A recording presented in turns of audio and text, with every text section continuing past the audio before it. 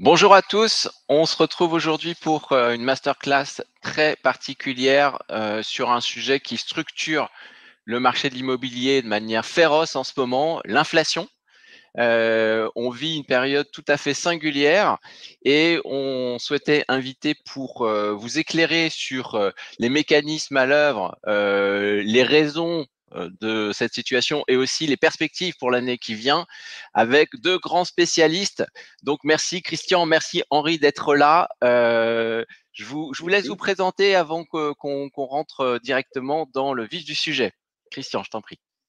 Alors, Christian Kerangal, je suis directeur général de l'Institut de l'épargne immobilière et foncière, IEIF.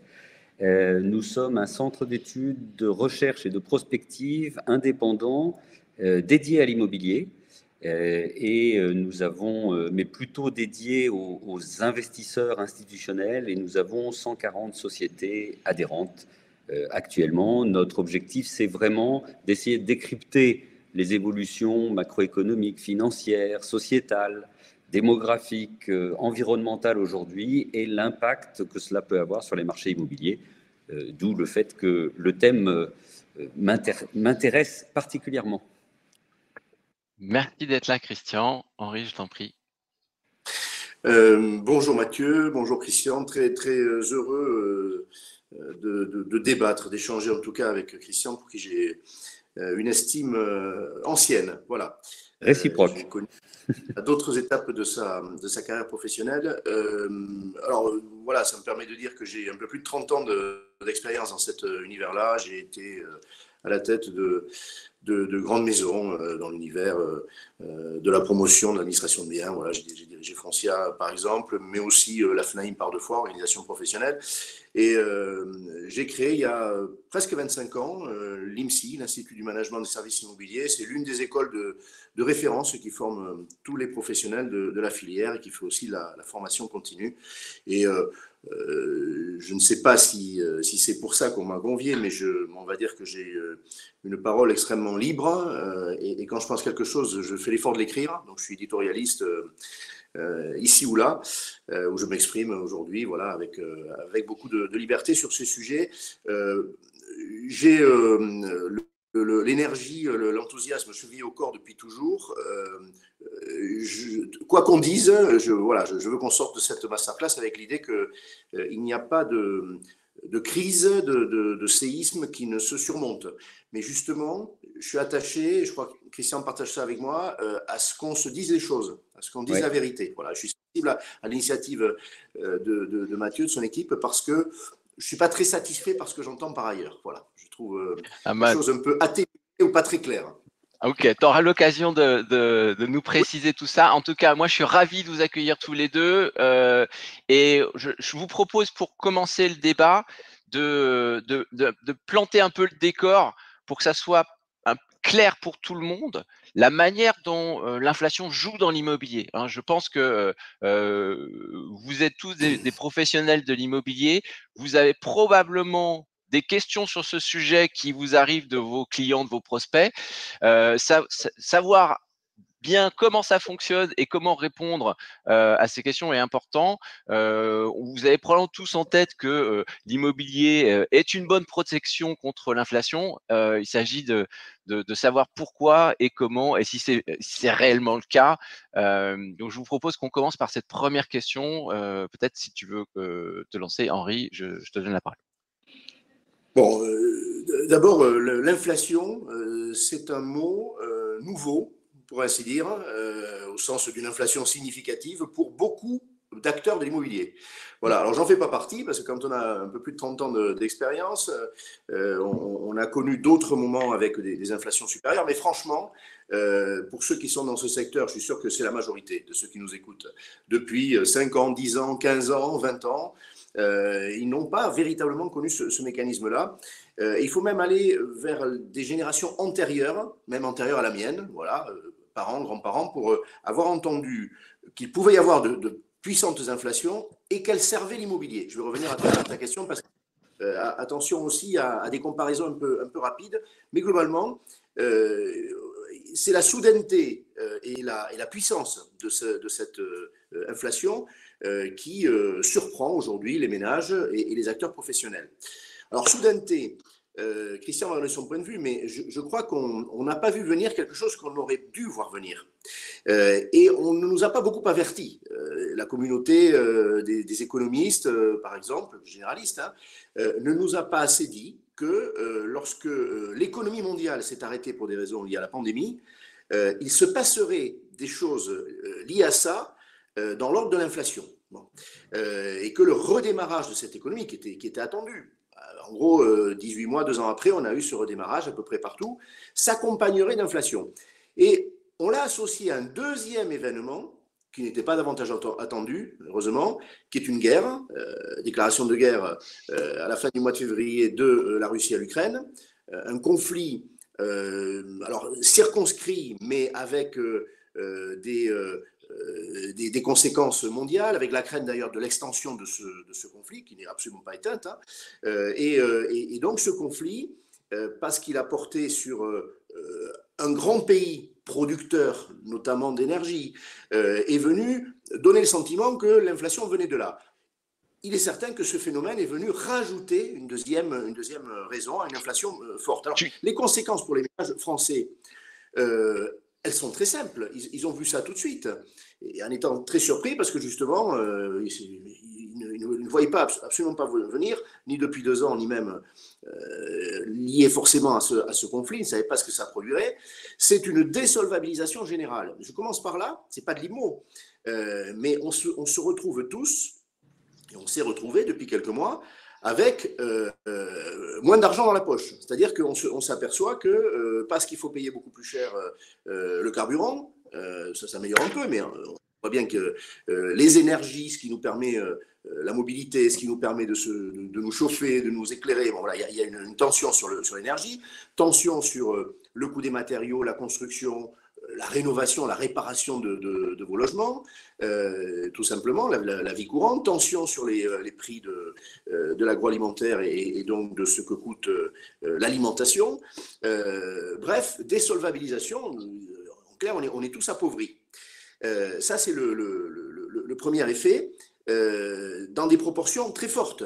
Moi, je dis, méfions-nous des discours de riches. On a sans doute en commun, tous aujourd'hui, je ne sais pas combien on est au total, on est 3, de n'être pas très mal lotis. Il y a probablement un gros tiers de la population française, hein, plus de 20 millions de Français, qui sont dans une grave difficulté avec ça. Ça veut dire qu'ils se nourrissent moins bien. Alors on oublie le bio et la qualité, etc. Bon, la grande distribution a fait là-dessus des observations extrêmement fines et violentes. Hein, qu'on se déplace moins, que oui, les gens vont prendre des vacances, mais pas de la même manière, hein, ou pas tous, etc., etc.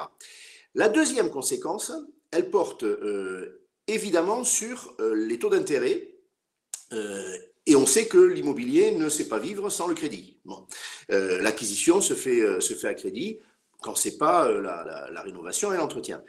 Donc on a aujourd'hui des taux d'intérêt qui ont quasiment doublé en une petite année, hein, pour simplifier, qui vont sans doute tripler si on bascule sur 2023, mais Christian est plus titré que moi pour ça. Un mouvement dont on nous annonce d'ailleurs que toutes les inflations confondues, il ne va pas s'arrêter dans 3 mois, il va peut-être se réguler, mais on entre dans une période d'inflation. On est entré dans une période d'inflation structurelle.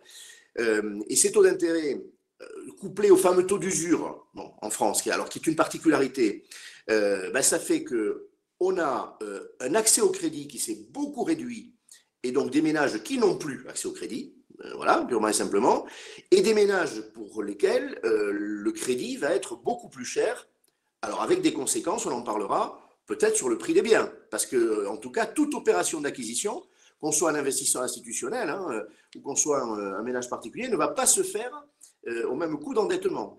Et donc, j'ai du mal quand je dis que je ne suis pas très satisfait des discours, je n'entends pas grand-chose de très franc sur l'évolution du prix des actifs. Or, il me semble que ça va être une donnée. Voilà, donc 2 grandes conséquences. Appauvrissement général des ménages, pour simplifier, désolvabilisation, c'est plus chic. Et puis, désolvabilisation, appauvrissement par rapport à la cherté du crédit, voire à l'accès du crédit pour beaucoup de ménages. Voilà les deux gros freins qui sont posés sur les roues de l'immobilier. D'accord. Mais alors, au niveau, comment on peut répondre, comment on peut expliquer ce qu'on dit, c'est-à-dire que l'immobilier protège contre l'inflation. Si on investit dans l'immobilier, on se protège contre l'inflation. Est-ce que c'est vrai? Bon, le lien avec Christian, il va donner sa lecture plus scientifique que la mienne, mais globalement, il y a deux choses. L'immobilier de rapport, d'exploitation, d'investissement, on a toujours dit, il est un rempart contre l'inflation puisque les loyers eux-mêmes sont indexés et que donc, s'il y a une forte inflation, mais on la connaissait pas, elle est là aujourd'hui, ils vont évoluer. Je fais une petite nuance. On est dans un pays, à juste titre, attentif avec ses politiques publiques au sort des ménages, tout n'est pas livré au marché. Et donc, par exemple, il a été décidé de caper à la moitié de l'inflation du moment, la loi pouvoir d'achat de la rentrée, de caper à 3,5% l'augmentation des loyers. Bon. Là où on aurait dû laisser filer à 7%. Voilà. Bon. On n'a d'ailleurs pas capé, deuxième sujet, l'évolution des taxes foncières. Hein, ce qui était une demande du Parlement, on n'y a pas accédé. Donc on se retrouve quand même avec un mécanisme qui normalement était protecteur, qui l'est moins. Il faut pas se voiler la face. Et s'agissant de la valeur des actifs, on a des actifs qui sont acquis pour la durée. On n'achète pas ni sa résidence principale, ni même un bien d'investissement pour 2 ans ou 3 ans. Bon, on n'arbitre pas, mais même quand on est un institutionnel, on n'entre pas et on ne sort pas comme ça, pour plein de raisons d'ailleurs. Mais en tout état de cause, la valeur d'un actif qu'on va acheter aujourd'hui protège des évolutions parce qu'on va le garder sur le long terme, que le mécanisme de la plus-value, qu'est-ce qui va devenir dans les années qui viennent, il ne sera pas ce qu'il a été, mais il est de manière très naturelle associé à un actif immobilier. C'est-à-dire que j'achète aujourd'hui un appartement à Paris, si j'y arrive, si j'ai accès au crédit, ou à Pau, voilà, je vous parle du congrès de l'UNIS, je vois les montagnes d'où je vous parle, les Pyrénées, eh bien on va acheter un actif aujourd'hui à Pau, par exemple, dans une ville moyenne, une grande ville, peu importe, on va très clairement bénéficier d'une valorisation par le mécanisme de la plus-value sur les 7 ans, 10 ans, 15 ans, 20 ans de conservation du bien. Voilà, donc on n'a pas les baisses de valeur actées comme on les a aujourd'hui sur des valeurs boursières, hein, et donc ce sentiment d'être appauvri, on n'a pas ça aujourd'hui. Et quand on parlera d'évolution des prix, je ne m'entendrai jamais dire qu'on va avoir des effets aussi puissants en termes de dévalorisation, même instantanée, sur les actifs immobiliers que sur les actifs boursiers. Voilà, donc on a en effet un actif qui protège peut-être moins bien, si c'est les biens d'investissement qu'on pourrait l'imaginer, il faut se dire la vérité, mais en termes de valorisation intrinsèque des biens, oui, ça reste protecteur. C'est clair, c'est la bonne nouvelle de tous ceux qui sont dans la filière ou tous ceux qui veulent de l'immobilier.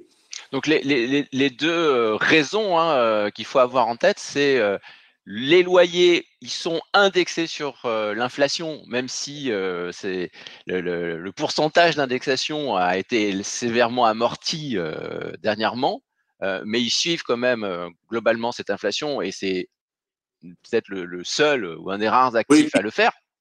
Quasiment oui, le seul. Tout à fait. Quasiment le seul. Sur le capage, il faut dire, le cap qui a été mis, les 3,5% au lieu de 7%, moi je vais vous donner mon sentiment. J'y ai approuvé, je suis membre du Conseil national de l'habitat, on doit se prononcer sur les projets, y compris législatifs. J'ai voté favorablement, pourquoi? Parce qu'un ménage à qui on dit ton loyer va augmenter de 7% et qui ne le peut pas, ça fait un impayé. Voilà. Et donc la situation est encore plus grave en termes de fragilisation de l'actif d'investissement. Donc moi je pense qu'à tout prendre, la raison l'a emporté. Je préfère, et l'indexation n'est pas supprimée, elle reste. Certains disaient qu'il faut supprimer l'indexation. Non, on n'a pas supprimé, heureusement, on l'a atténuée pour que le confort des ménages locataires, pas seulement des ménages d'ailleurs, parce que l'indexation a joué aussi sur les biens d'activité, ne soit pas mis en difficulté et que l'investissement continue à être productif et fructueux. Voilà. Donc on a bien ces deux mécanismes. Donc l'indexation plus ou moins proche des loyers, de l'évolution des loyers, donc de vos revenus futurs liés à l'inflation. Donc ça, c'est très protecteur et c'est le seul actif à pouvoir le faire.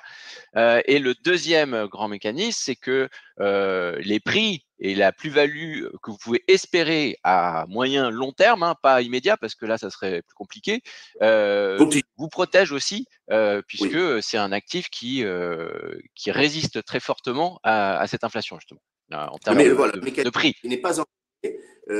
Qu'est-ce qui va devenir dans les 3 ans à venir, ce mécanisme de plus-value? On va en parler. Les évolutions ne sont pas celles qu'on a. Alors, tu peux nous en dire un peu plus?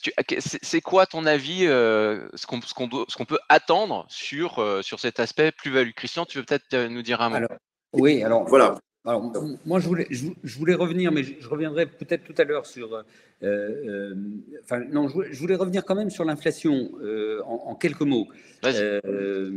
Parce que, comme l'a très justement dit Henri, personne ne s'y attendait vraiment. Nous venons de traverser, et pour certains de ceux qui nous écoutent, ils sont nés pendant cette période, comme l'a rappelé Henri, 30 ans de globalisation qui ont été accompagnés d'une très très forte désinflation. C'est-à-dire que globalement, on a exporté les industries à l'étranger et on a donc fait baisser les prix. Et cette baisse des prix, on était dans la décennie 2010-2020 jusqu'au Covid. Les banques centrales essayaient de faire tout ce qu'elles pouvaient pour essayer de faire remonter l'inflation à 2%. Et on était en dessous de 1, donc je veux dire, voire à 0,5 dans la dernière période. Donc, effectivement, on quitte un monde où il n'y avait pas d'inflation, ou très très peu, et je pense profondément qu'on rentre dans un monde durablement inflationniste. Alors, il y a... Oui. Durablement, c'est quoi? Combien de temps? C'est pour très longtemps. Plus de 10 ans. Oui, plus de 10 ans, à mon avis. Mais je vais donc, il y a une inflation conjoncturelle. Très clairement, pendant le Covid, les États ont soutenu le tissu économique, et c'est très bien, et c'est heureusement qu'ils l'ont fait, parce que sinon, on serait aujourd'hui dans une situation catastrophique.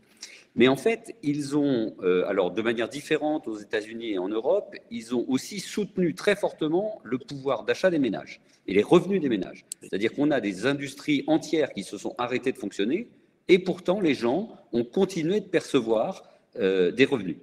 Et donc ces revenus, ils les ont accumulés, c'était des revenus en plus, et globalement, ils n'ont pas pu les dépenser, d'où la très forte montée d'une épargne, du taux d'épargne chez les ménages. Et globalement, à partir du moment où l'économie s'est réouverte, et on va dire que c'est surtout à partir du deuxième semestre 2021, il y a eu énormément de demandes, une demande qui avait les moyens, qui est repartie très vite. Et maintenant, quand on l'analyse avec un peu plus de chiffres, on avait 25% de plus d'achats de biens que pré-Covid. Donc ça, c'est une des choses qui explique l'inflation aussi. C'est que les gens ont acheté des services comme avant, mais ils ont aussi beaucoup acheté de biens. Or, le problème, c'est que pendant toute l'année de confinement, on va dire globalement, de 2020, les industries se sont arrêtées et on arrête beaucoup plus rapidement une industrie qu'on ne la redémarre. D'où des gros problèmes de goulot d'étranglement sur les chaînes de production mondiales. D'où une explosion des prix, parce que c'était compliqué de produire en Chine parce que politique zéro Covid, etc. Des ports qui étaient bouchés, des coûts de transport qui ont explosé, etc. etc. Donc ça, c'est vraiment l'explication de l'inflation, je dirais, conjoncturelle, liée au frottement de on s'est arrêté, on reprend très fort, et évidemment, trop de demandes, pas assez d'offres, ça fait monter les prix. Exactement, mais ça, on peut se dire, bon, bah, ça aurait pu se calmer. Sauf qu'il y a un deuxième baril de poudre qui a été rajouté, entre guillemets, c'est que, notamment aux États-Unis, moins en Europe, mais quand même, maintenant on le voit, mais notamment aux États-Unis, il y a beaucoup de gens qui, ayant accumulé du revenu, l'ayant placé en plus en bourse, un peu en crypto-monnaie, avaient gagné de quoi prendre un peu de recul. Et il y a beaucoup de gens qui se sont dit, ben, j'ai envie de repenser le sens de ma vie, la manière dont je travaille, etc. Donc on a vu beaucoup de gens quitter le marché du travail aux États-Unis, le taux d'activité qui a chuté, et puis pas mal et puis des gens qui sont ensuite revenus, mais comment dire, avec une demande qui est repartie très très vite, avec comment dire, avec ben, des gens qui avaient la possibilité de choisir, et donc ça c'est très fortement, il y a des hausses de salaire, et donc c'est très fortement inflationniste par nature. D'accord, donc là, tu expliques un autre élément de l'inflation, parce qu'on parle beaucoup des prix des produits, mais c'est aussi les salaires. Bien sûr.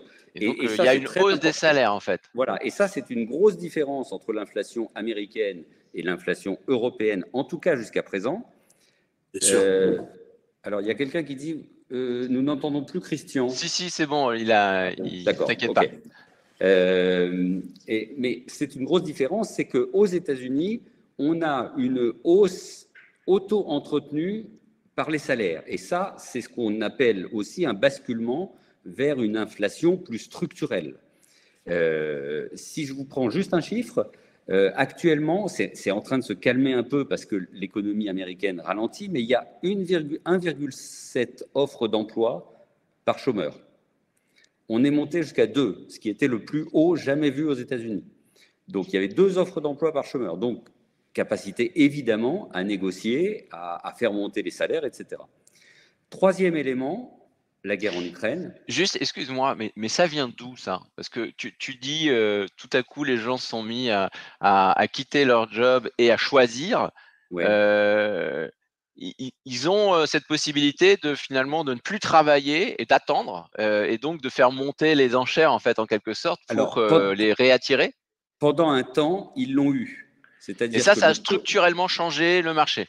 Non. Ce que je veux dire, c'est qu'ils ont le taux d'épargne partout dans le monde, mais notamment en Europe et aux États-Unis, a fortement augmenté. Donc ça veut dire que les gens ont mis de l'argent de côté, et donc ça leur a donné la capacité de pouvoir se retirer temporairement du marché du travail pour pouvoir peut-être se poser des questions sur ce qu'ils avaient envie de faire, mais surtout se donner la liberté de choisir.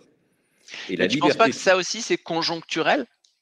Alors, je pense que, en tout cas, ce qui est très clair, c'est que je pense que la crise économique dans laquelle on est en train de rentrer, et on en reparlera, va évidemment, effectivement,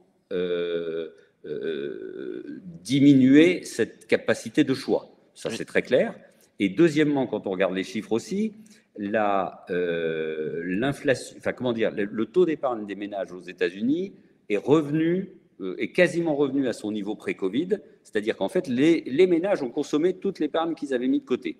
Ouais. C'est vrai aux États-Unis, ce n'est pas vrai en Europe, par contre. En Europe, ils ont encore des choses de côté, un peu d'argent. Mais ça diminue. Mais ça diminue. Okay. Et alors, ce que je veux dire derrière ça, c'est que, bon, donc tout ça, on rajoute la guerre en Ukraine, et la guerre en Ukraine, comme l'a dit Henri, la Russie, c'est un petit pays au plan de PIB, mais c'est un énorme pays exportateur de matières premières, et d'énergie, évidemment. Donc, ça a fait exploser les prix de l'énergie, les prix des matières premières, et notamment les prix des matières premières alimentaires. L'Ukraine est aussi un gros producteur de blé. Et donc, du coup, tout ça tout cumulé, a fait une inflation à des niveaux qu'on n'avait effectivement jamais vus, mais même depuis 40 ans. Je reprenais juste les chiffres, 3 chiffres.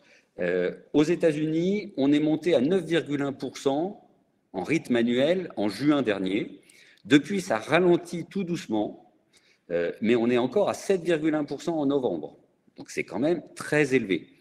Dans la zone euro, on est à 10% en novembre, 10% quand même, hein, contre 10,6% en octobre, ce qui était quand même le plus haut.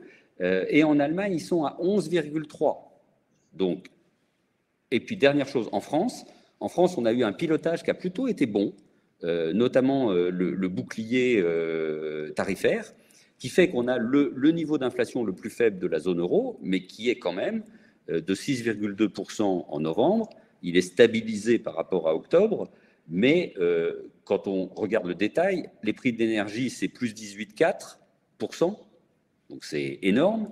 L'alimentation et tout ce qui va avec l'alimentation, c'est plus 12%.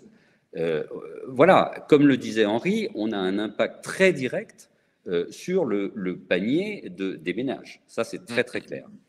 Alors, la dernière chose que je voudrais dire, c'est qu'on est en train, en fait, de basculer progressivement d'une inflation dont les éléments étaient assez conjoncturels ou très conjoncturels à une inflation plus structurelle.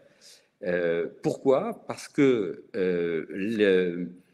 il y a deux éléments qui, de notre point de vue, sont très inflationnistes, enfin, plus inflationnistes qu'avant par rapport à la période précédente. Un, la déglobalisation. On est rentré dans un monde qui est plus fracturé au niveau géopolitique, dans lequel il y a eu beaucoup aussi de prise de conscience des faiblesses d'avoir des chaînes de valeur mondiales, donc où un certain nombre de pays veulent rapatrier au moins des bouts des chaînes de valeur mondiales. Et ça, c'est inflationniste. Si je ramène une usine de Chine, même si les salaires ont augmenté en Chine, au Portugal, ben, les salaires du Portugal, ils sont plus élevés que les salaires chinois. Et comme ça va se passer à peu près partout, ça, c'est fortement inflationniste pour une longue période. Et puis, deuxième élément… Attends, tu dis que ça va se passer partout, mais alors on entend clairement un mouvement comme ça, parce que les tensions géopolitiques font qu'il y a un désir des blocs géographiques de s'autonomiser par rapport Oui. à d'autres blocs qu'ils perçoivent comme hostiles. Oui. Mais est-ce que ça va vraiment être un mouvement qui va pouvoir s'exprimer de manière forte? Parce que moi, juste pour te donner un sentiment là-dessus, j'ai l'impression qu'il y en aura, mais que ça va rester marginal, ça va rester petit, parce que j'ai du mal à croire que on arrive à surmonter les difficultés immenses de recréer des secteurs qui n'existent plus, par exemple en Europe, par rapport à la difficulté qui est en parallèle d'apaiser des relations avec la Chine, avec la Russie, avec d'autres pays. Alors, je n'ai pas de boule de cristal, personne n'en a, mais moi, fondamentalement, je pense que même si on ne rapatriera pas tout, ça c'est un fantasme total, hein, et puis d'ailleurs, ça n'aurait même pas de sens. Il y a quand même aujourd'hui une logique de fragmentation des blocs, y compris à un niveau technologique. Ce que je veux dire, par exemple, c'est quand on regarde ce qui se passe. Si je prends juste l'exemple des semi-conducteurs, nous n'avons Taïwan produit 60% des semi-conducteurs dans le monde. Nous avons donc une dépendance monstrueuse par rapport à Taïwan, et on sait que malheureusement, je crains pouvoir dire que un jour, la Chine envahira Taïwan. Je ne pense pas que ce sera tout de suite, mais ça se passera. En tout cas, Xi Jinping l'a dit, etc. Donc, il y a urgence à essayer de recréer une industrie de semi-conducteurs aux États-Unis, et ils y vont très fort. Ils sont en train de réouvrir des usines, etc., mais aussi en Europe. Et en Europe, la Commission européenne vient d'adopter un plan pour essayer de recréer une industrie de semi-conducteurs en Europe. Alors, je n'ai pas dit que ça allait se faire en claquant des doigts. C'est pour ça que je pense que ça va être long. C'est que cette industrie, ce mouvement de recréer une partie des industries qu'on a délocalisées en France, alors en Europe, pas forcément tout en France. En France, je ne sais pas si on est très… l'industrie, on a parfois un peu de mal. Mais bon, globalement, moi, ce que je pense, c'est que on va quand même avoir, on va recréer des usines, on va recréer aussi des stocks stratégiques, et tout ça va va avoir un impact sur les salaires en hausse, et donc un impact fortement inflationniste. Puis deuxième élément, très vite, et après j'ai fini, le changement climatique. Le changement climatique, c'est fondamental. Ça veut dire énormément d'investissements. On estime aujourd'hui que toute industrie, tout pan de l'économie confondu, on investit 2% du PIB contre le changement climatique et à la fois pour s'adapter, il faudrait 4% pour tenir les trajectoires qui sont souhaitées. Donc ça veut dire énormément d'investissement et ça donc veut dire beaucoup d'inflation. Pourquoi beaucoup d'investissement veut dire beaucoup d'inflation? Parce que globalement, par exemple, si je prends les logements, l'investissement dans comment dire, la rénovation énergétique la des logements. rénovation énergétique, etc. Ça veut dire donc beaucoup d'investissement, mais ça veut dire aussi que les coûts, en tout cas au début, vont être très élevés. Alors après, on va créer des filières, donc ça va diminuer, ça va s'améliorer, mais je pense fondamentalement qu'on va clairement dépenser plus et pendant assez longtemps pour pouvoir nous adapter à un changement climatique qui arrive, quoi. Et donc, globalement, c'est pour ça que nous, on a plutôt une hypothèse de se dire que l'inflation conjoncturelle, elle va probablement diminuer, assez lentement, mais elle va diminuer, mais que après, à moyen terme, on est plutôt sur du 3 à 5% par an. D'accord. Pour au moins 10 ans. Donc c'est ça là, ta prévision, si tu te dis à partir de l'année prochaine, non, on sera à partir de 2025. À partir de 2025, on est entre 3 et 5% d'inflation pour 10 ans. Ouais. Pour ces raisons-là. Et je pense du coup que les banques centrales, je ne crois pas, malgré tous les efforts qu'elles font, je ne crois pas qu'elles arriveront à refaire rentrer l'inflation à 2%. Je n'y crois pas.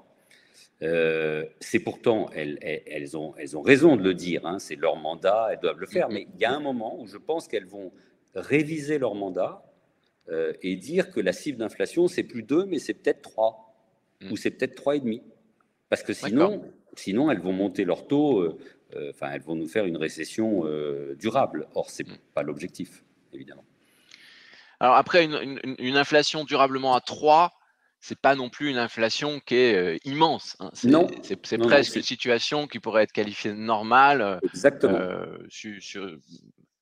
Dans laquelle on serait, il n'y aurait pas de choc particulier, je dirais, d'ajustement. Avant de demander, Henri, ce que tu en penses, juste, je reviens sur la difficulté de se projeter avec les deux réponses que je commençais à faire sur ce que tu disais, Christian, sur le rapatriement d'industries stratégiques, on va dire. Tu parlais des semi-conducteurs parce que c'est la plus emblématique évidemment, avec tout ce qui est énergie. L'impression que ça me donne, c'est que c'est un mouvement réel qui va arriver et qui peut-être est centré sur une partie du PIB qui n'est pas si immense que ça. C'est centré sur des actifs qui sont considérés comme stratégiques, d'une part, et d'autre part, ils sont hyper visibles. Donc, ils ont beau être représentés pas une masse économique très forte, ils sont symboliquement, ils sont hyper puissants. Et je pense que de ce fait-là, il y aura une incitation très forte aussi pour ces pays comme la Chine ou la Russie à apaiser les relations qu'ils ont avec nous. Parce que s'ils ne le font pas, ils savent qu'ils ont une fuite massive pour leur économie. Parce que les Chinois, ils ne sont pas fous. Ils ont besoin de partenaires économiques externes aussi. Et donc, je pense que ça va jouer à l'apaisement. Ça, c'est sur l'aspect. Donc, c'est pour expliquer que je trouve que c'est très difficile de voir lequel des deux mouvements va prendre le pas sur l'autre dans cet équilibre qui construit l'inflation. Et sur la rénovation énergétique des logements, c'est pareil, c'est-à-dire que effectivement au départ, on injecte, l'État va subventionner ce mouvement, on est toujours hyper en retard sur le sujet. Ça fait des années que plein de gens alertent en disant il faut investir sur ce sujet. Déjà, c'est une catastrophe pour ceux qui sont mal logés de ce point de vue-là. Et puis en plus, au niveau impact écologique, on sait que c'est une des principales causes du réchauffement en France. Donc, il y a besoin d'investissement dans le monde. Ouais. Donc, il y a vraiment besoin d'investissement massif parce que ça coûte extrêmement cher. Donc, effectivement, il va y avoir beaucoup de coûts qui vont augmenter, mais ça va aussi avoir un impact sur la consommation énergétique. Donc, ça va faire baisser la consommation énergétique. Alors, pas les premières années, mais si on parle sur des horizons dans 10 ans, à 10 ans, dans 3, 4, 5 ans, ça va avoir un impact sensible. Si les plans se matérialisent bien, parce que ça, c'est plus hypothétique. Voilà, donc juste pour dire qu'à chaque fois, on est quand même dans des sujets où il y a des forces contraires qui interviennent et qui rendent cette projection difficile, mais il est néanmoins, je pense, essentiel de se faire une opinion et puis d'explorer ce sujet pour en comprendre un peu la complexité, parce que c'est important dans vos métiers. Et donc Henri, je voulais aussi t'entendre sur un peu, voilà, maintenant, qu'est-ce qu'on peut attendre? Quel va être l'impact sur l'immobilier, puis plus largement sur le contexte inflationniste? Oui, il y a des questions dans ce sens et c'est bien sûr là-dessus qu'on va atterrir.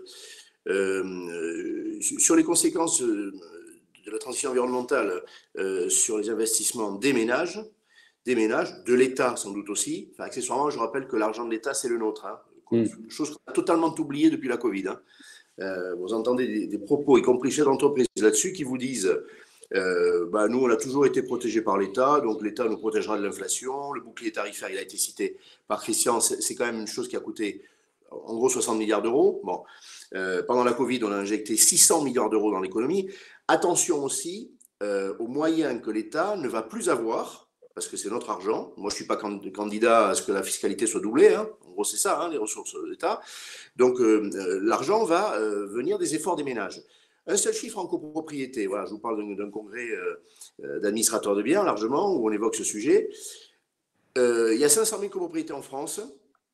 Globalement, il y en a 75% qui ne sont pas au niveau de performance énergétique requise. Vous enlevez les quelques générations de logements neufs des 20 dernières années. Voilà, on sait que le flux, ce n'est pas grand-chose par rapport au stock. C'est 1% du stock. Donc, le stock, allez, 75%, ça va exiger alors fourchette très large, entre 100 et 200 milliards d'euros de travaux qui vont peser sur vous et sur moi si vous êtes, comme je le suis, copropriétaire en collectif. Bon. En maison individuelle, même punition, même motif, punition même majorée. C'est-à-dire que l'unité de valeur, le ticket, il y a eu un rapport Sichel, le patron de la Banque du Territoire, il y a 2 ans, pour éclairer l'État. Il a fait ce qu'il a pu d'ailleurs, parce qu'il a travaillé très vite. En gros, une maison individuelle, c'est entre 40 et 60 000 euros qu'il faut exposer pour la remettre à niveau quand c'est possible. Et en collectif, entre 20 et 40 000 euros par copropriétaire. De dépenses des parties communes essentiellement. On ne peut pas faire grand-chose en partie privative. Donc ça, c'est la réalité. Attention aussi sur l'épargne. Après, je vais venir sur les conséquences en termes de volume de vente et pas seulement. L'épargne des ménages en France, elle a été surabondante pendant la Covid. On sait qu'en gros, on a constitué de l'ordre de 250 milliards d'euros de plus. Alors, les chiffres varient un peu, entre 220, 250, peu importe, que ce que nous constituons d'ordinaire. Bon. Donc, une épargne, alors l'épargne de précaution, il y en a toujours eu, mais là, c'était une épargne qui venait du fait qu'on ne pouvait pas dépenser, voilà. De l'inquiétude aussi, quand on pouvait épargner, on se disait, mais qu'est-ce qui va se passer, quand va-t-on éradiquer la pandémie, bon. Mais elle a été constituée pour 60% par 20% des ménages. Et aujourd'hui, est-ce qu'elle est toujours là? Mais pas vraiment, parce que vous avez les 20% des ménages les moins favorisés qui l'ont totalement consommé. Oui. Totalement consommé. Donc, on voit qu'il y a un déplacement. Alors, ça veut dire quoi? Ça veut dire que entre la possibilité de faire face à l'inflation, parce que je fais une petite incise sur l'augmentation des salaires. Quand vous entendez vos parents, vos grands-parents vous dire « Ah mais tu sais, l'appartement ou les 2 ou les 3 dont tu as hérité ou ton père, c'est parce que l'inflation nous a permis de l'acheter. » Alors, l'inflation qu'ils ont pu connaître était à 2 chiffres, donc bien supérieure à celle que Christian a décrite aujourd'hui dans divers pays, mais que l'inflation des salaires, des revenus, était au moins au même niveau. Donc, elle était neutralisée, et même il en restait. Bon. Ce qui se passe aujourd'hui dans notre pays, je ne m'exprime pas sur les autres. Je vois à midi à la porte des professionnels qui nous écoutent, qui je pense sont une clientèle domestique essentiellement. Eh bien, à l'exception de grandes entreprises qui sont acculées, qui en ont les moyens, qui socialement ne peuvent pas le refuser. Et on voit, il y a des négociations avec des branches professionnelles, alors on va augmenter de 4%, de 4,5%, plus une prime, machin. Mais le tissu des TPE-PME, qui fait l'essentiel de l'emploi en France, ou les artisans, ou les commerçants, ne vont pas pouvoir bénéficier de cette inflation. Ça veut dire qu'ils ont la mauvaise inflation, et même atténuée, tout à fait d'accord avec la lecture que fait Christian, on va atterrir vers une inflation qui va être moindre que l'inflation instantanée. Mais il va en rester, et les salaires n'auront pas évolué dans les mêmes proportions. Les entreprises ne le peuvent pas. Moi, je ne m'y attends pas du tout. Je ne m'y attends pas du tout à ça, je le dis très clairement. Donc, il va quand même y avoir, il va rester un effet d'appauvrissement. Les taux d'intérêt vont rester à un niveau... alors, je lis, oui, mais 3% de taux d'intérêt, c'est pas grave. Ceux qui disent ça n'ont pas tort, sauf qu'on en avait perdu l'habitude, et que les prix en avaient perdu l'habitude, et que les volumes en avaient perdu l'habitude. Quand j'entends la communauté professionnelle à laquelle j'appartiens, je les aime tous beaucoup, mais se rengorger en disant, en me faisant remarquer d'ailleurs que moi j'avais été pessimiste pendant la Covid, je n'avais pas prévu le quoi qu'il en coûte. Voilà, dans ces proportions-là, je le dis volontiers. Donc 600 milliards, ça a fait, Christian l'a décrit, que l'économie a continué, qu'on a fait l'an dernier 1 200 000 transactions résidentielles, mais on pourrait parler des autres actifs, mais je parle de celui-là, 1 200 000, record absolu. Alors on vous dit, tu vois, c'est encore mieux qu'avant, quoi. Voilà, puis en plus, les ménages, ils ont encore plus envie, bon, très bien.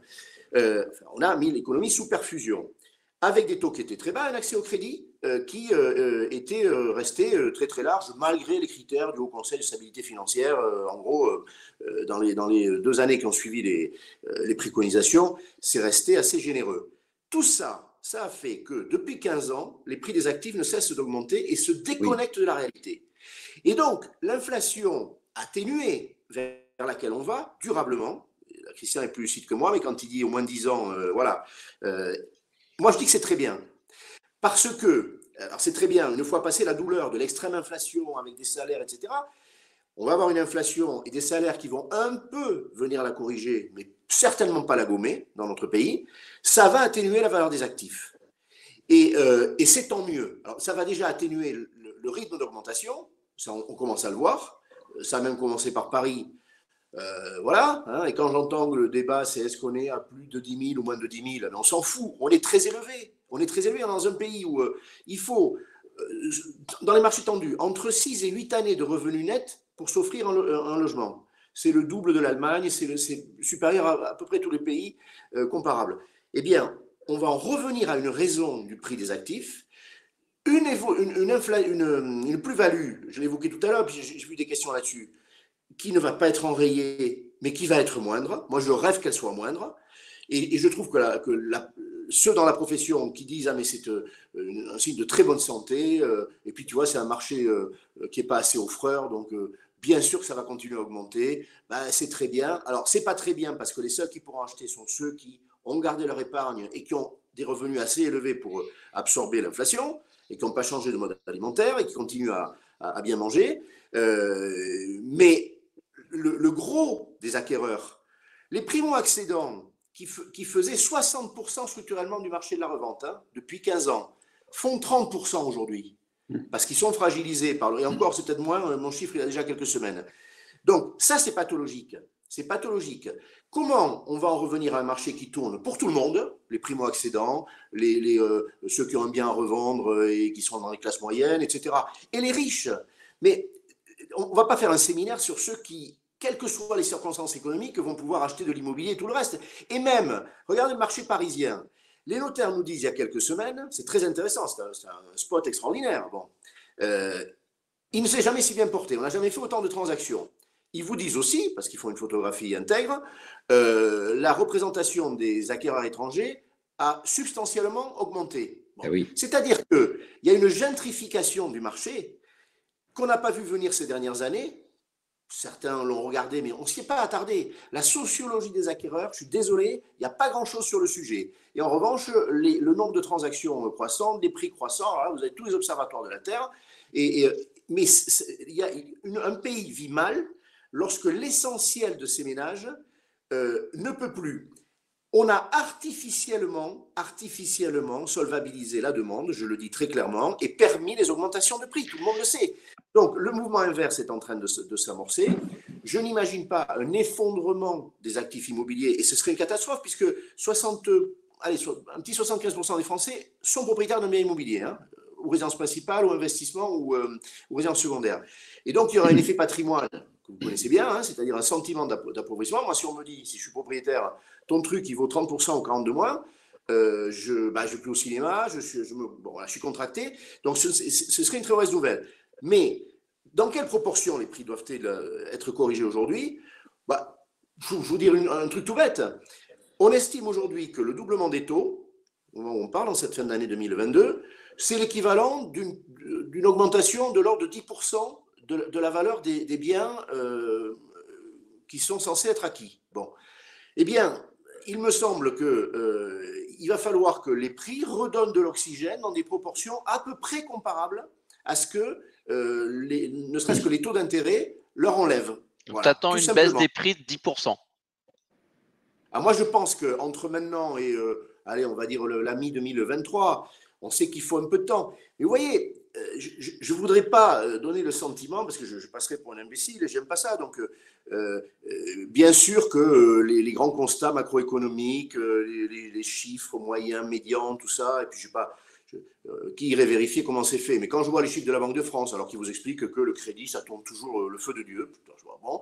Les acteurs, les courtiers vous disent qu'il y a un dossier sur deux qui ne passe plus, mais à la Banque de France, il passe. Alors, bon, je ne sais pas.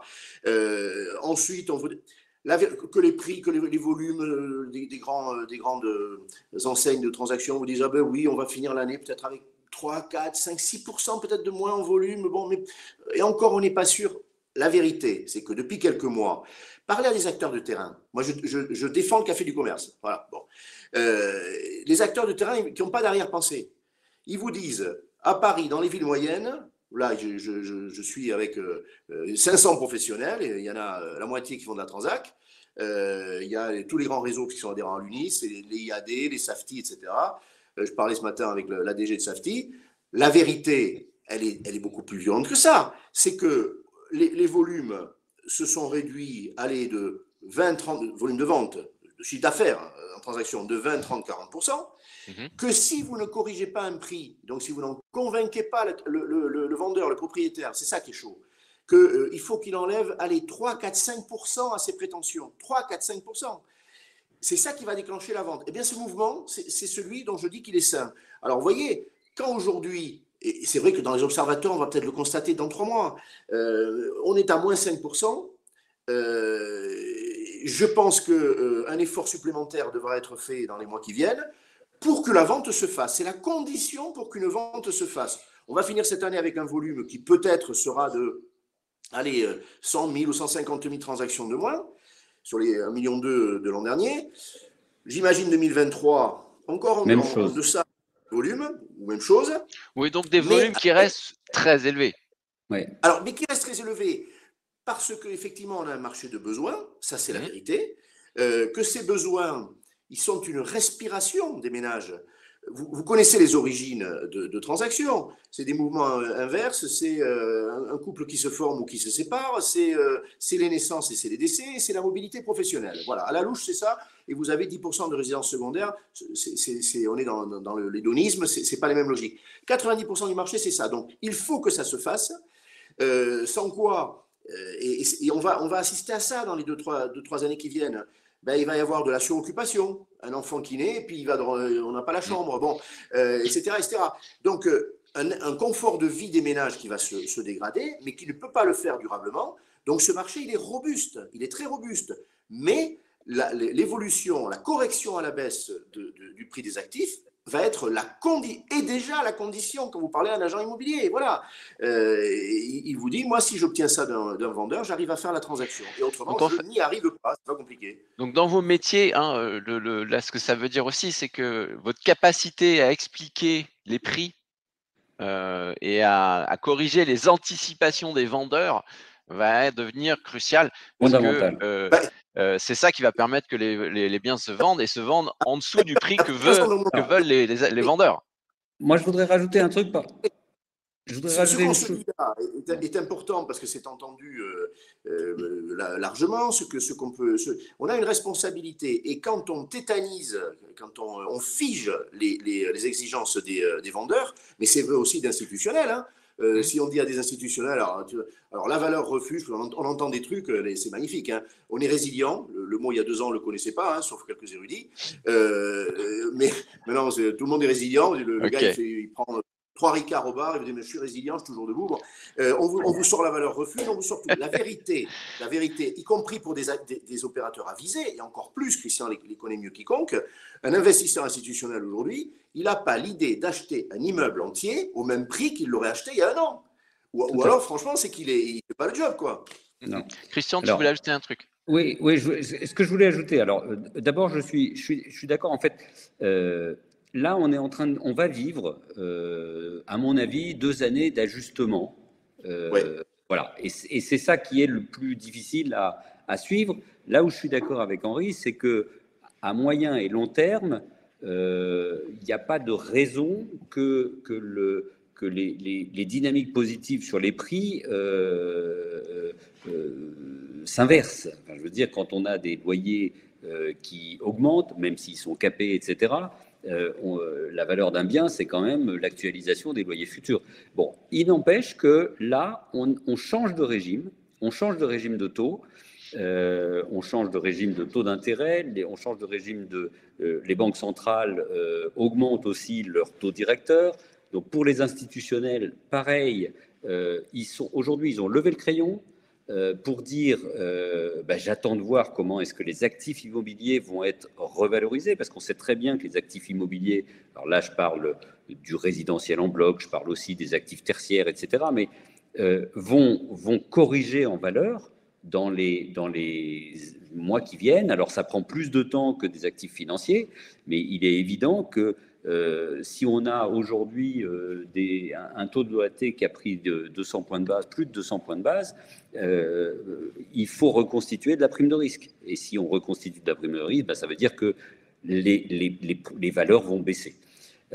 Pour le résidentiel, je suis d'accord globalement avec ce que vient de dire Henri. Je mettrais juste peut-être un tout petit peu plus de segmentation, c'est-à-dire qu'effectivement, il y a des marchés qui vont corriger probablement plus que d'autres, et je pense évidemment aux marchés les plus chers, et on les voit déjà, alors on voit Paris qui baisse très légèrement, mais qui baisse quand même, on voit le ralentissement très fort de la hausse dans quasiment toutes les grandes métropoles régionales, donc clairement, il ne m'étonnerait pas qu'on passe effectivement de l'ordre que les valeurs baissent de l'ordre de 5 à 10% sur les 2 années qui viennent. Mais par contre, il peut y avoir par contre d'autres endroits moins tendus qui ont retrouvé grâce ou attrait suite au Covid et qui, eux, continuent d'être dans une dynamique relativement tendue, moins tendue qu'aujourd'hui, évidemment, mais on aura évidemment des endroits qui vont continuer d'être attractifs et où on aura peut-être encore des hausses de prix. Enfin, et au-delà de ces 2 ans, est-ce que vous croyez que donc ça va repartir, comme vous aviez l'air de le dire, à la hausse ensuite? Alors, moi, attends, le premier. Henri, juste. Moi, je pense que ce qu'a dit Henri est quand même fondamental. Ce qui a permis les 30 ans de hausse des prix très très forte en Île-de-France et dans les métropoles régionales, c'est la baisse des taux. Donc aujourd'hui, on a des taux qui remontent. Donc imaginons qu'ils se stabilisent. Moi, je ne les vois pas baisser après. En tout cas, pas rapidement. Mais imaginons qu'ils se stabilisent. On a des durées d'emprunt qui sont au plus long. Donc, donc clairement, la seule chose sur laquelle on peut jouer, c'est sur les prix. Et donc, je ne pense pas qu'on retrouvera une période de hausse de valeur aussi forte que ce qu'on a connu dans les 20 dernières années. Ce sera beaucoup plus près. Donc, il y aura une hausse, mais moins forte que les 20 dernières années. Beaucoup moins forte. Ouais. Et puis, il y a quand même deux phénomènes qu'à sa manière, Christian a évoqués. Il dit il faut regarder avec une segmentation. Il a raison, j'ai eu des propos très l'emporte-pièce. Hein. Non, mais il se passe une chose depuis le Covid. Le Covid la Covid, je crois qu'il faut dire, a catalysé. Le mouvement, il était ancien, il y avait des signaux faibles qu'on n'avait pas assez vus. C'est un nouvel aménagement du territoire. Et donc, l'attractivité qu'on s'était vertué depuis 30 ans à concentrer dans 11 métropoles, bon, et la première d'entre elles tout particulièrement, elle est en train aujourd'hui, non pas d'être moindre dans ces métropoles, mais la concentration de l'attractivité est moindre. Les ménages français ont fait ce que l'aménagement du territoire volontariste de l'État ne faisait plus. C'est-à-dire, les ménages ont dit, mais nous, les villes moyennes, on trouve ça bien. Et puis, quand on les regarde de près, la ville moyenne qui a fait l'effort d'avoir des infrastructures sportives, culturelles, etc., une qualité de vie, une offre pédagogique, je connais un peu le sujet, des grandes écoles et tout, mais nous, on trouve que c'est bien, quoi. Bon.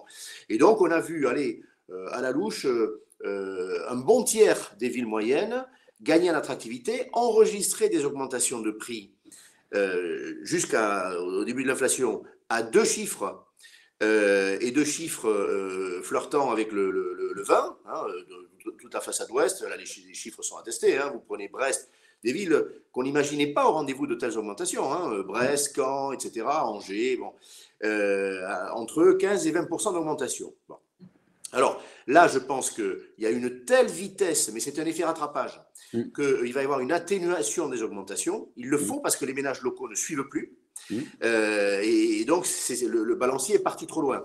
Mais on voit que entre ces villes moyennes, des territoires ruraux qui sont prisés par les Français, le télétravail permet aussi d'aller jusqu'à vivre dans des territoires ruraux, donc grande qualité de vie, plus grand éloignement d'une ville moyenne ou grande, mais on y est heureux. Et donc, on voit que les 3 parties du territoire sont en train de se partager un peu mieux qu'avant les ménages. Ça va avoir un effet dans un deuxième temps, d'atténuation sur les prix, pour moi, là où ils ont trop fortement augmenté. Et puis, il y a la transition environnementale. On en a beaucoup parlé, mais voilà, le sujet n'est pas épuisé. Elle ne va pas se faire instantanément. Ça, c'est le rêve j'ai envie de dire, du gouvernement. Bon, il est un peu dans son rôle. Il y a un échéancier jusqu'en 2034. Si on avait pu le raccourcir, vous l'entendez, hein, certains politiques, et moi aussi je veux, hein, j'adore la perfection, en 5 ans, et tout le parc, 36 000 résidences principales, on remet tout au carré, c'est magnifique, et on est en BBC. La vérité, c'est pas celle-là. Et les biens qui s'échangent aujourd'hui, et qui sont qualifiés de passoires énergétiques, c'est-à-dire dans lesquels on n'a pas fait les travaux, le propriétaire ne peut pas, il veut pas, il les vend. C'est avec une décote. Énorme. Et donc, la valeur verte, qu'on croyait l'exclusivité des actifs tertiaires, bien sûr qu'elle existe aujourd'hui, y compris en marché tendu. Y compris en marché tendu. Vous allez acheter, pour les paris, c'est la caricature, un appartement, alors plutôt effectivement à 10 ou 12 ou 13 000 euros du mètre carré. Croyez-vous que le ménage va le payer le même prix que celui qui, dans l'immeuble à côté, a 2 lettres, ne serait-ce qu'une lettre de mieux dans le diagnostic de performance énergétique. Donc ça va peser sur les prix.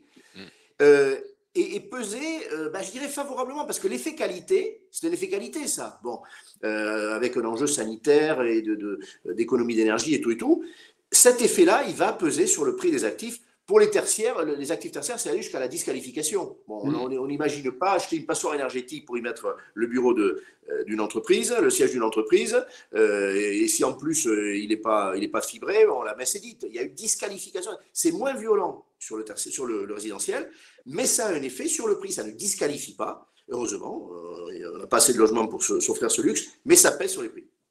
Et de manière très significative. Enfin, moi, j'entends de l'ordre de moins 20 à moins 30%. Enfin, des grosses décotes. Hein, donc ça va être un élément qui va jouer à la baisse d'une partie du marché. Une partie importante, hein, parce que c'est beaucoup de logements concernés. Ah oui, mais c'est là, parce que les enveloppes de travaux il faut les faire, que le vendeur, enfin que le propriétaire les fasse et conserve pour louer ou pour vivre lui-même.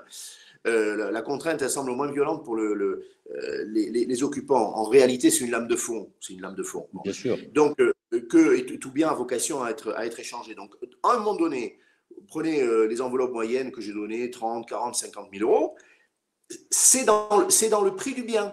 Alors, c'est externalisé ou ça n'est pas. Si vous le gardez, vous l'occupez, ce n'est pas externalisé. Vous dites, moi, je m'en fous. Sauf que, en copropriété, dans les grandes villes, vous avez 60% de bailleurs statistiquement qui, eux, ne peuvent plus louer. Donc, ils vont peser sur la décision collective. Et l'occupant qui dit, non, mais moi, je suis très bien, je sais que c'est une passoire, mais je la trouve très sympa. On va lui dire, écoute, alors, c'est pas comme ça que ça se passe, on va t'expliquer. On a voté, là, le ministre veut faire baisser les majorités de vote pour que ça se fasse à la majorité simple.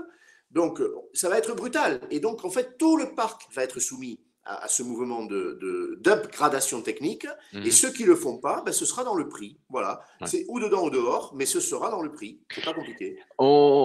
Alors, on est arrivé au bout de l'heure et je sais que Christian, tu as un engagement. Donc, merci beaucoup d'avoir été avec nous et de nous avoir éclairé sur ce sujet extrêmement compliqué et tellement intéressant. Je ne sais pas ce que vous en pensez, mais je trouve que c'est passionnant de pouvoir explorer ce sujet avec vous deux. Donc, merci beaucoup pour tout ça. Alors, j'ai un petit regret, on n'a pas eu le temps d'évoquer de manière explicite les impacts sur l'immobilier neuf, qui a un contexte encore particulier qui l'entoure. Donc, je crois pas qu'on ait le temps malheureusement d'ouvrir cette question qui est un peu costaud, étant donné l'agenda que vous avez. Donc, ce sera. Alors vas-y, Henri, je te laisse en 5 minutes max. Et Christian, si tu dois nous quitter, tu peux y aller, il n'y a pas de problème. En tout cas, merci beaucoup à tous. Merci beaucoup. Salut Christian. Au revoir. Vas-y, Henri, si tu as encore quelques minutes, c'est avec plaisir qu'on t'écoute sur l'impact pour l'immobilier neuf. Avec joie. Sur le neuf aujourd'hui, très clairement, l'inflation du coût des matériaux est une catastrophe. C'est-à-dire qu'on a un enchérissement, si le promoteur ou le constructeur de maison individuelle fait une opération de vérité sur le prix, il sort du marché. Voilà. Et c'est l'une des raisons d'ailleurs du fait que la demande dans le neuf s'absente. Alors l'offre n'est pas suffisante parce que les promoteurs même n'exploitent pas les permis de construire parce qu'ils savent qu'ils sortiraient du prix, qu'ils seraient allés 10-15% au-dessus de la grille qu'ils avaient pu faire. En maison individuelle, ce n'est pas la même logique, mais ça revient au même. Donc on n'utilise même pas les permis de construire, on rabougrit l'offre.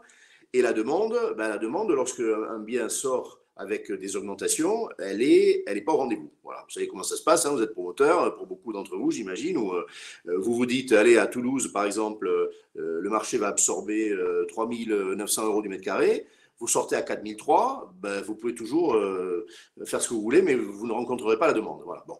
Et encore, je mets de côté, évidemment, les segments du luxe, ceux-là peuvent tourner. Mais le gros de la demande, c'est ce qui se passe. Les promoteurs ou les constructeurs de maisons individuelles, aujourd'hui, ça va conduire, je vous le dis comme je le pense, et c'est très violent, à une mortalité d'une partie de ces deux grandes professions, parce que une fois que le professionnel a absorbé le maximum de ce qu'il pouvait absorber de ces augmentations pour ne pas sortir du marché et commercialiser ses biens, il a affaibli son entreprise, sa structure d'entreprise, et il y a un moment où ils ne peuvent plus le faire. Bon. Donc, on va avoir, c'est inéluctable, hein, je suis très triste de le dire, c'est inéluctable, une mortalité, peut-être va-t-elle atteindre 20% dans ces deux grands métiers. Pour le reste, sans compter qu'en maison individuelle, vous le savez, c'est un peu moins vrai en VFA, mais vous avez des contrats qui vous contraignent, tant mieux pour le consommateur, au prix et au délai. Les délais, mettons-les de côté, ils sont très difficiles à tenir, mais les prix, vous êtes indexé faiblement, le BT01, l'indice d'indexation, là-dedans, il y a moins de 40% qui prend en compte l'inflation du coût des matériaux. Donc, même quand vous avez des contrats indexés, vous n'êtes pas tiré d'affaire. Il n'est pas imaginable, pour que le marché du neuf redémarre, il n'est pas bien du tout, que dans les 2 ans à venir, les prix ne redeviennent pas absorbables par la demande. Voilà. Or, encore une fois, ce n'est pas les augmentations de salaire qui vont régler le problème.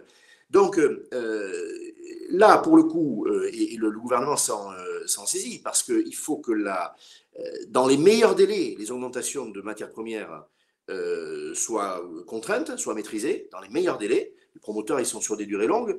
Et donc, un logement qui sera vendu en 2024, on y pense aujourd'hui, hein, ou même en 2025 ou 2026. Donc, là, c'est très violent. Ou bien on arrive à contenir ça, parce que les autres coûts fixes de l'équation, vous les connaissez. La masse salariale, elle ne va pas baisser. On pourrait le souhaiter, mais j'en doute. Le foncier, oui. Le foncier, on est sur la logique que j'évoquais tout à l'heure pour le parc existant. Okay. Le prix du foncier va baisser. Je le crois profondément. Il va y avoir d'ailleurs des mesures aussi qui vont y conduire. Mais cette matière première-là risque de se calmer. Mais, et quant aux marges, on est dans une période de réduction des marges, voire dangereuse. Donc la variable d'ajustement, c'est les matériaux de construction. Si en 2023, 24, 25, les prix du neuf, comme ce que c'est enregistré là depuis quelques mois, sont à l'augmentation de 6, 7, 8, 10%, on est mort. Il n'y aura plus, le marché du neuf ne représentera plus rien. Voilà, c'est très violent, mais moi là, je n'ai pas d'autre explication. Il faut impérativement, c'est l'urgence que le prix des matières premières baisse au profit. Alors après, les process de construction, là, je salue ces professions qui ne restent pas les pieds dans le même sabot. Hein. Et même en France, on a une capacité d'innovation très puissante, hein, avec des constructions sur site, le recours à des matériaux moins chers. On améliore les procédés constructifs. Ils vont permettre aussi de corriger un petit peu le tir dans les 2 ans qui viennent. D'accord, mais on imagine mal aussi le gouvernement laisser un scénario noir, comme tu décris, se produire. C'est-à-dire que c'est impossible. Alors, impossible. Donc, c'est impossible parce que le logement neuf est une respiration. Vous savez, il y a une idéologie depuis un an. Moi, je me bats contre celle-là. Et pourtant, Dieu sait que si le logement existant a été une grande partie de ma vie professionnelle, mais je n'ai jamais imaginé que la mobilisation du parc existant suffirait à répondre à l'augmentation des besoins. Démographie, immigration, et tout ce que vous voulez. Bon. Immigration, il faut regarder en face aussi. Quand on vous dit, avec le zéro artificialisation nette, sur lequel on est en train de revenir, là, hier a été présenté au Sénat une remarquable proposition de loi pour assouplir les oukases du ZAN. Le ZAN, ça veut dire en gros, tu n'artificialiseras plus, hein, c'est ça, à l'échéance 2050. Bon. On met de l'eau dans le vin parce que ce vin est très, très âpre aujourd'hui et que si vous n'avez pas cette respiration de 400 000 logements par an, 350 000, là, il y a une étude du Trésor qui est sortie, qui est inacceptable. Elle nous a été présentée en Conseil national de la refondation il y a 10 jours, ça fait un tollé. Des prévisions qui disent qu'avec 270 000 logements neufs par an, on se porterait très bien. C'est faux. C'est totalement faux. On a besoin d'un marché de la production résidentielle neuve à un bon niveau. On manque de données. Ce n'est pas 500 000, c'est peut-être, je vous dis, 380 000, mais on va finir cette année à 320 ou 330 000. Donc, on est en situation de détresse de ce point de vue-là. Et ce n'est pas le parc vacant existant sur lequel on dit n'importe quoi. On vous dit qu'il y a 3 millions de logements qui seraient mobilisables presque du jour au lendemain dans la France entière. Ça n'est pas vrai. Ça n'est pas vrai. Là aussi, entrez dans le sujet. Ne vous limitez pas aux statistiques du ministère du Logement. Il y a un service qui s'est créé sur la mobilisation du parc existant, ministère du Logement, j'ai appris ça il n'y a pas longtemps, et c'est eux qui vous disent il y a 3 millions mobilisables. Non, c'est faux, c'est techniquement faux, il y en a qu'on ne va pas pouvoir mettre au niveau, dans les cœurs de villes moyennes ou pas. Il y a des questions de vacances de friction entre 2 occupants, il y a des indivisions, il reste peut-être le 10e de ça. Voilà, la vérité c'est celle-là, 300 000. Donc, allez, ça fait une petite année de production, mais si nous ne produisons pas pour abonder l'offre locative ou en accession, on est mort. On est mort, je veux dire que le pays ne vivra pas heureux. Voilà, c'est tout.